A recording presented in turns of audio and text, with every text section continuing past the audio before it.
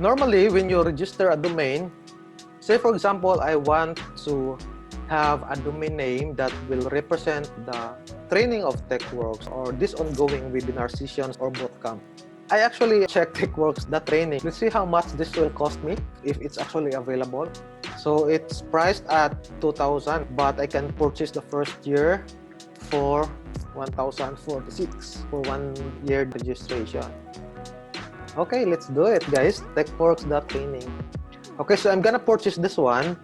And when you purchase a domain name with GoDaddy, you just have to continue to cart.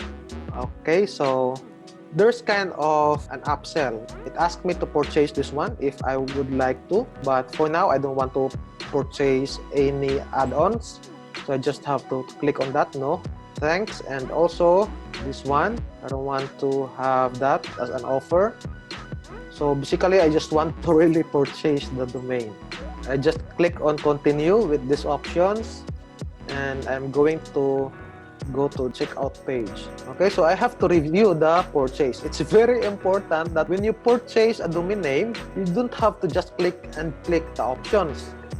You will be surprised later on if that's the case na you have purchased a lot. For example, this one, TechWorks.training, it defaulted to 5 years. I don't want to really purchase this one for 5 years. So I have to select 1 year only, because if I do purchase for 5 years, it will cost me more or less 9,000. And that's too much for this demonstration. Okay, so I have a discount of 50%. Okay, and there's no any other add-ons. And I just basically have to set up the payment option. But since I have an account with them, I can just have them deduct or charge my credit card.